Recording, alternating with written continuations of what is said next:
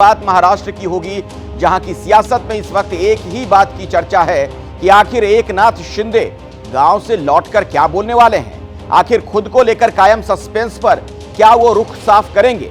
महाराष्ट्र में 5 दिसंबर को शपथ ग्रहण समारोह होना है।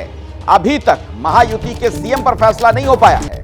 आज सातारा से वापस लौटेंगे एकनाथ शिंदे, अपने गांव से ठाणे वापस लौटेंगे एकनाथ शिंदे और जानकारी के मुताबिक दोपहर 3 बजे ठाणे पहुंचेंगे एकनाथ शिंदे। तो शिंदे जब वापस लौटेंगे क्या कहेंगे, इस पर सबकी निगाहें हैं, क्योंकि एकनाथ शिंदे को जो प्रस्ताव दिया गया है उस पर उन्होंने अभी तक किसी तरह की कोई सहमति नहीं दी है। तो आने वाले समय में क्या होगा, क्या एकनाथ शिंदे कोई बड़ा फैसला भी ले सकते हैं। सीधे मैं मुंबई आपको लिए चलता हूं। नम्रता दुबे मेरी सहयोगी इस वक्त मेरे साथ जुड़ चुकी है। नम्रता, एकनाथ शिंदे का बहुत बेसब्री के साथ आज इंतजार किया जा रहा है कि गांव से लौटेंगे तो क्या बोलेंगे।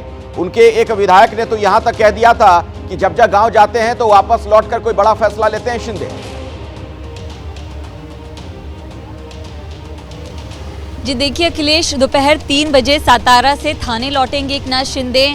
दूसरी तरफ भाजपा के तमाम नेताओं की तरफ से जो सामने आ रहा है कि 5 दिसंबर को शाम 5 बजे मुंबई के आज़ाद मैदान में मुख्यमंत्री पद की शपथ ली जाएगी। लेकिन अब तक जब से दिल्ली से तीनों नेता लौटे हैं, इन तीनों के साथ में कोई बैठक नहीं हुई है।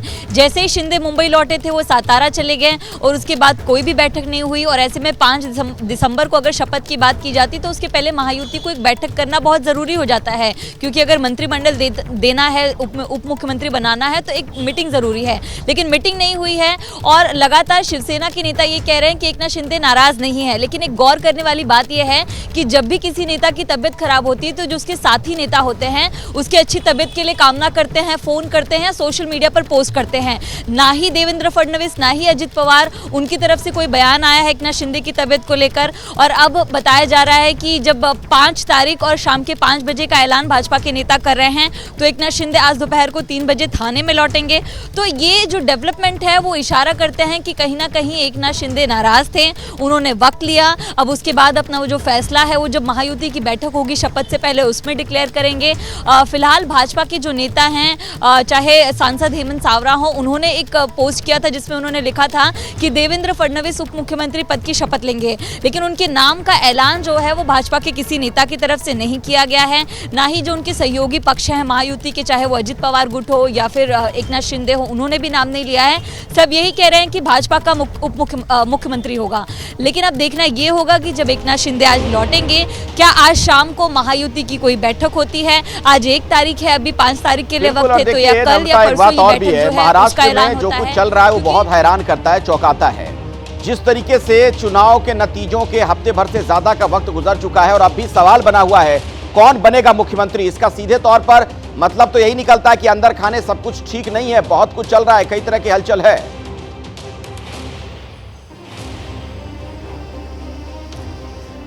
जी बिल्कुल, ये एक बहुत बड़ा सवाल है कि इतने अच्छे मार्जिन से जीतने के बावजूद अब तक सरकार नहीं बन पाई है।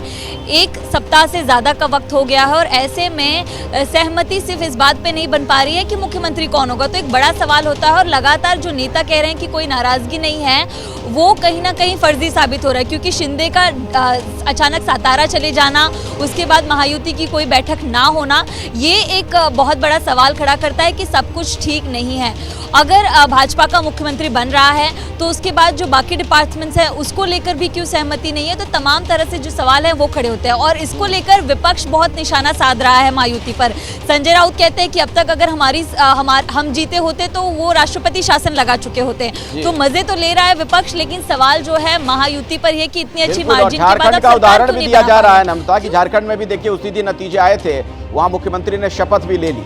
अभी वैसे ये औपचारिक ऐलान तो नहीं हुआ कि फडणवीस ही सीएम बनेंगे, लेकिन बीजेपी के सांसद के बयान से संकेत तो यही मिल रहे हैं। महाराष्ट्र बीजेपी के अध्यक्ष चंद्रशेखर बावनकुले ने भी शपथ ग्रहण की तारीख और समय बता दिया है।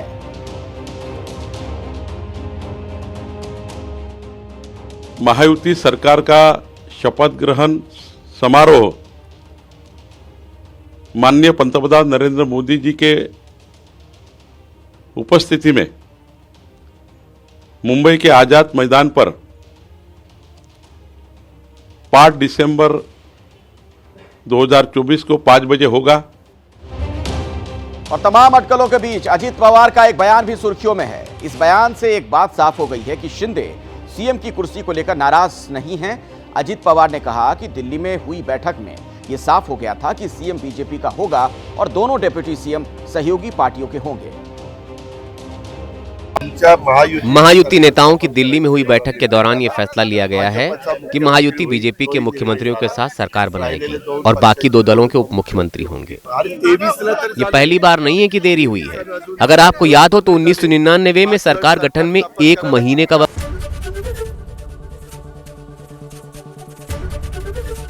एबीपी गंगा, खबर आपकी, जुबान आपकी।